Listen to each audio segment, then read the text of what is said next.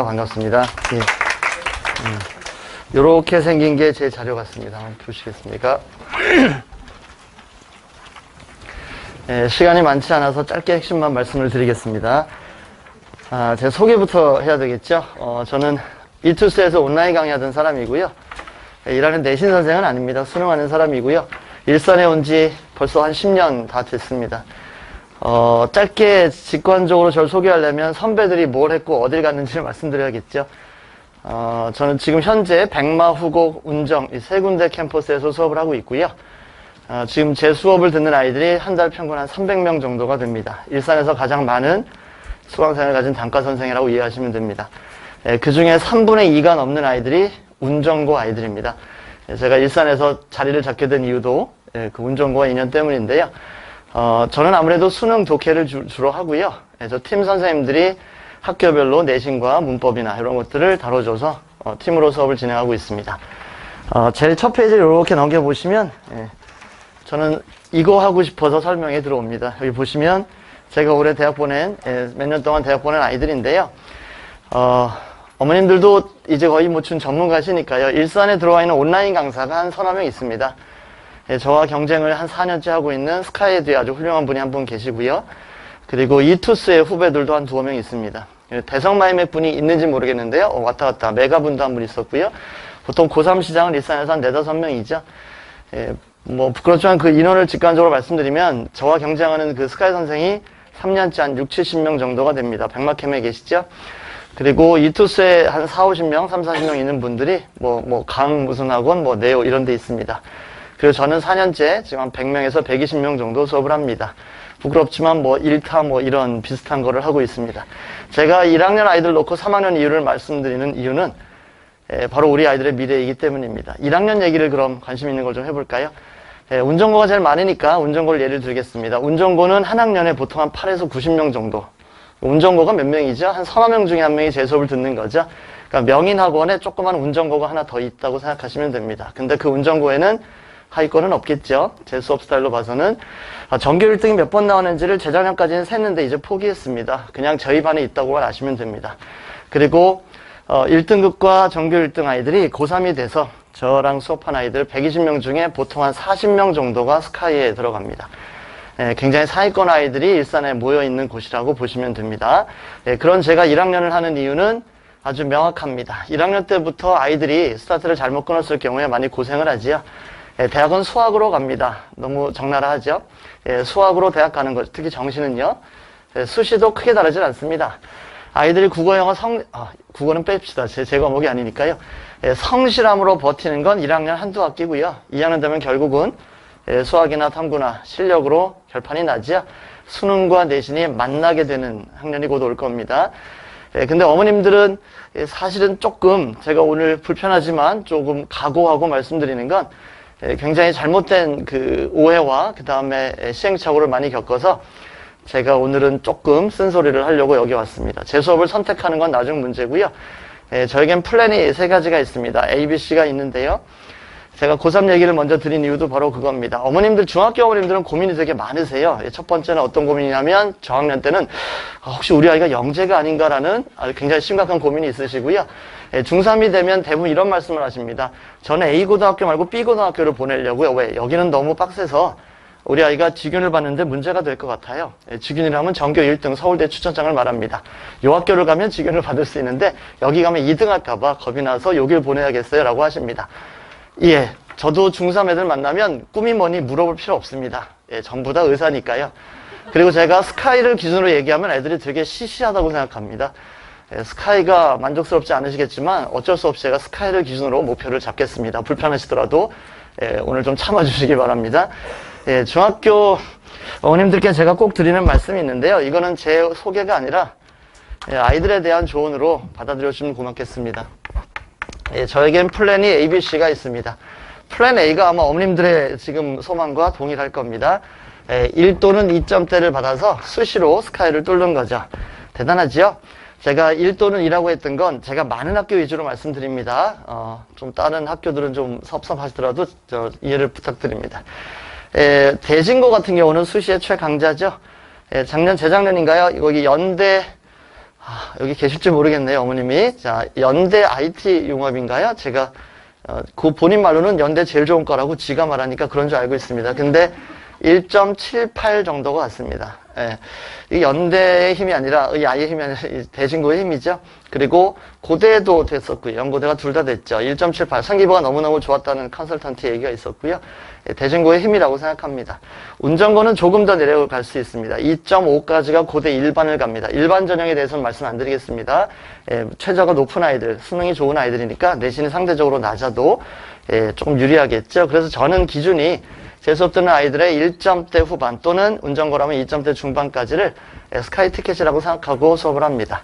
저 역시 플랜 A는 많은 아이들을 1, 2등급 만들어서 수시로 대학 가는 거죠. 정시는 재수생들의 영역이고요. 아무리 까불어봤자 재학생들은 깨질 수밖에 없습니다. 그래서 수시로 도망가라는 얘기를 1년 동안 하지요. 여러분의 목숨줄이다라고 얘기하고 요 플랜 A를 가지고 아이들과 열심히 노력을 합니다. 저보다는 저와 팀으로 하고 있는 내신 전문 선생님들이 더 많이 노력을 하실 거고요. 저는 특강이나 방학 중에 아이들에게 실력이 없으면 이제 더 이상 외워서 떼찌떼찌하고 뭐 단어 외워서 1등급 나오는 시대는 아닌 거 아시지요? 그래서 두 가지가 다 갖춰져야 되기 때문에 저의 수능 수업과 그 다음 팀 선생님들의 철저한 관리와 케어와 그 다음에 기출 분석 이 두 가지가 만나서 요걸 만드는 겁니다. 그래서 운정대진의 정규 뭐 1등 또는 백석의 정규 1등은 거의 저희 반에서 나온다고 저는 자부하고 말씀드립니다. 자, 근데요, 이게 현실로 한번 볼까요? 100명 중에 10명 정도 해당하지 않을까요? 아무리 낮게 봐도. 어떻게, 어머님들은 아시나요? 아이를 보면 이 아이가 수시돌인지 정시돌인지 저는 20년 가까이 수업해도 모르겠던데요. 그거는 판단이 아니라 믿음이실 겁니다. 그러면 나머지 90%의 플랜 B는 어떻게 해야 될까요? 정시 준비를 해야겠죠. 영어 따위가 무슨 정시 준비가 있어? 고3 때 하면 되지. 라고 하시면 올해 고3 9평을 아시나요? 저는 소름 돋습니다. 제가 지금 수업 듣는 애들 6평에 100점 맞았던 아이가 82점을 맞고 왔습니다. 재앙이죠. 원서 다 썼는데. 80% 오답률 문제가 두 개입니다. 이게 무슨 의미인지 혹시 아실까요? 50만 명이 눈을 감고 찍었을 때 오답률이 몇 퍼센트죠? 오지선답 80%입니다. 이 말은 시험으로서의 기능을 상실한, 그러니까 함정이 있었던 시험이죠. 더 소름 돋는 건 어떤 언론에서도 이번 영어 문제에 이의를 제기하는 언론이 없습니다. 수능도 그렇게 나올 거라고 예상해서 많은 고3 아이들과 지금 무지하게 고민하고 있는 중입니다. 자, 15년 동안, 제가 일산에 10년 됐는데요. 10년 동안 나왔던 모의고사 수능 중에 가장 어려웠습니다. 알고 계시나요? 아무도 얘기하지 않습니다. 전 그게 더 무섭습니다. 왜냐하면 어려웠다, 언론에서 욕을 하면 수능은 좀 쉬워집니다. 늘 그런 패턴이거든요. 아무도 얘기하지 않습니다. 더 어려워질 수도 있을 겁니다. 그리고 킬러 문제를 제외했다는 것 때문에 굉장히 긍정적으로 바라보고 있어서 수능 계속 어려워지지 않을까라는 생각입니다. 어찌됐든 모의고사 수능은 조금 다르지요. 내신과는 다릅니다. 그래서 제가 하고 싶은 두 번째 플랜 B는 여기에 아쉽게 관리가 안 된 아이들이 정시로 뚫는 거죠. 여러 가지가 있습니다. 운전고에 많은 케이스인데 운전고에 서울대나 의대를 간 아이들 정시도리들은 전부 다 3점대입니다. 되게 신기하지 않으세요? 왜 3점대 애들이 1등급 애들보다 서울대나 의대를 더 많이 갈까요? 1, 2등급은 연고대를 다 빠졌으니까요. 그죠? 얘들은 독하게 먹고, 그렇다고 우리 아이가 3등급이면 서울대 간다는 뜻은 아닙니다. 그런 케이스가 많은 학교가 운전고라 제 교실에 운전고 애들이 많겠지요. 이게 정시고요. 아니면 논술을 볼 수도 있죠. 종교의 힘이 필요합니다. 연대 논술 120대 1밖에 안 되니까요. 그리고 또 하나는 눈을 조금 낮춰서, 그쵸? 수시와 정시를 두 가지. 그러니까 예를 들면 아까 일반 전형이면 내신이 좀 낮을 수 있으니 플랜 B를 고민하는 게 있겠죠. 요게 이제 정시 또는 최저 또는 논술 등이 있습니다. 플랜 C는 여기서 얘기하기는 좀 그렇죠. 이건 다시 태어나야 되는데요. 첫 번째는 재수입니다. 뭐 재수를 전 나쁘다고 생각하지 않습니다. 재학생들 좀 억울하지 않을까요? 3년 내내 교과서만 외워서 내신만 했는데 몇 달 공부하고 고3 때 정시로 재수한테 졌다고 그걸로 네 인생이다라고 하면 저도 억울할 것 같은데요. 입시제도 자체가 재수생을 억울해서 하게 만들지요. 또 하나는 뭘까요? 눈높이를 낮추는 겁니다. 현실을 알고 거기에 맞춰서 수시로 가는 방법. 여러 가지가 있겠죠. 근데 우리 아직은 예비 고1이니까요. 이건 논하지 않겠습니다. 자, 그럼 어머님들이 많이 하셨던 선배들이 뻔히 알면서도 똑같은 시행착오로 하는 나쁜 사례를 말씀드리는 게 더 직관적으로 도움이 되실 겁니다. 우리 아이가 고등학교를 갔습니다. 좀 좋은 학교를 갔고요. 빡센 학교를 갔습니다. 내신으로 1등급 받고 싶은데요. 내신으로 굉장히 높은 수준의 수업을 듣고 대학을 가고 싶은데 어머님들의 행동은 반대로 가는 경우가 있습니다. 두 가지 케이스인데 하나는 중등부에 머무르는 겁니다. 이유가 뭘까를 생각해 봤는데요. 1번 중등부하고는 엄청난 장점이 있습니다. 매일 전화해주고요. 아이를 붙들어 앉혀놓고요. 떼찌떼찌 하고요. 일주일에 3일, 4일 불러주고요. 심지어 선생님이 인간성까지 줬습니다. 이러면 어머님들은 거의 이건 독이라고 하면 안 되나요? 어머님들은 금상첨화죠. 제가 보기엔 설상가상입니다. 이렇게 되면 옮길 생각을 하지 않죠. 중학교 아이들 아무리 까불어도요. 수능 선생의 수업과 중등부 수업 구별할 수 있다고요? 그렇지 않습니다. 중등부 학원에서 제일 많이 하는 얘기가 뭘까요? 잘 판단해 보세요. 우리는 고등부도 합니다. 멋진 말이죠? 예, 안심되세요? 우리는 수능도 합니다. 안심되시죠? 여기 보면 유명한 고깃집이 있더라고요. 무슨 회관. 거기 점심찌개 특선이라고 써있는데 정말 특선일까요? 아닌 거 아시지요? 예. 수능도 합니다가 아니고요. 수능 제일 잘하는 선생을 골라 들으셔야죠. 고등부도 합니다가 아니라 고등부의 운전고 대중교를 제일 많이 하는 선생 수업을 들어야 되지 않을까요? 그래서 제일 이런 아이들이 많이 황당한 경우는 학교를 갑니다. 학교를 운전고로 예를 들겠습니다. 자기는 너무너무 만족하고요. 학교 앞에 또는 파주에서 자기가 수업 듣는 학원에 선생님 너무너무 좋아요. 평생 가고 싶습니다. 그런데 학교를 갔더니 이상한 아이들이 이상한 프린트를 봅니다. 한 반에 뭐 30명, 10명이 제 수업 들으니까요. 그리고 우리 반에 1, 2, 3, 4등이 다 황수흥 교실에 있습니다. 그제서야 아이는 깨닫죠. 이거 뭔가 잘못됐구나. 그리고 나서 한 학기, 두 학기 지나고 나서 저의 표현에 따르면 똥을 좀 싸고 나서 이거 치워주세요라고 옵니다. 이런 케이스가 가장 안타깝죠. 어머님들이 한 발 빠르게 준비하지 않으시면 아이는 늦춰지는 거지요. 이 정도의 관리가 되시는 분들이 여기 계실 거라고 믿고 말씀드립니다. 두 번째는 내신 전문학원입니다. 내신 전문학원은 역시 마찬가지입니다. 수능도 하지요. 그런데 이거 한번 잘 판단해 보시죠. 대부분의 학원이 이렇습니다. 1학년 100명, 2학년 50명, 3학년 빵명입니다. 아시나요?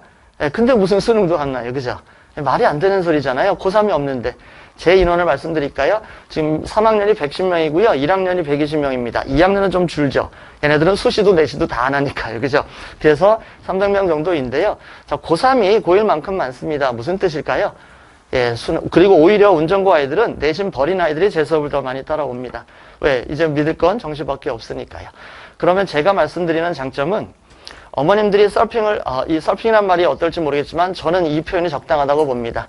자, A학원에서 내신했는데 점수가 또는 관리가 안 되는 것 같아. B학원을 가지요? 뭐가 다를까요? B학원에 가면 선생님은 관리는 잘 되는데 또 적중이 안 됩니다. 그죠? 그럼 또 다른 학원을 갑니다. 그러다 요즘 경기 안 좋으면 좀 쉬기도 하고요. 영어는 그런 거죠. 그러다 2학년 2학기 되면 아이가 이렇게 말합니다. 엄마, 나 아무래도 정시 스타일 같아. 이렇게 얘기합니다. 근데요.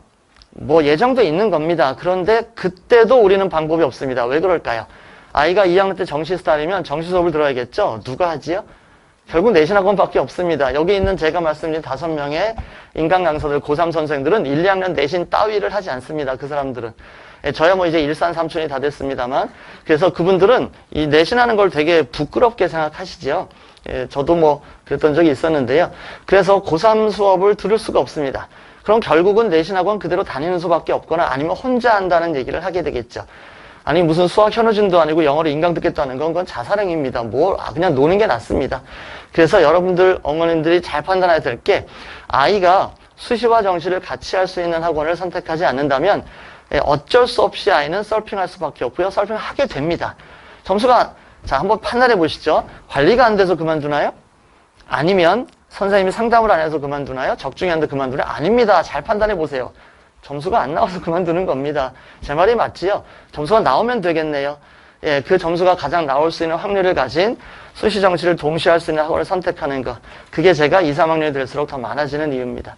제가 어머님들께 말씀드리고 싶은 건 저는 중간고사에 아이를 100점 맞겠습니다라는 멘트를 날리지 않습니다. 그건 아이의 노력이고요. 성실하면 문제니까요. 저는요. 그 아이를 대학에 보내겠습니다. 지금까지 10년째 그걸 해왔고요. 그걸 제일 잘해서 이 자리에 서 있습니다. 그리고 이번 올해도 팀 선생님들과 더 연구해서 아이들이 수시든 정시든 어디로 갈지 모르지만 두 가지를 다 잡을 수 있도록 최선을 다할 겁니다. 판단해 보시고요. 저 뒤에 보시면 이 일정이 나와 있을 겁니다. 다 아시겠습니다만 주 이틀반과 하루반이 있는데 이 하루반이 운전고 반입니다. 그런데 요거는 좀 설명을 드릴게요. 제가 몇 년 동안 본의 아니게 좀 욕을 많이 먹었습니다. 왜냐하면 지금도 좀 불편하신 분이 계실 거예요.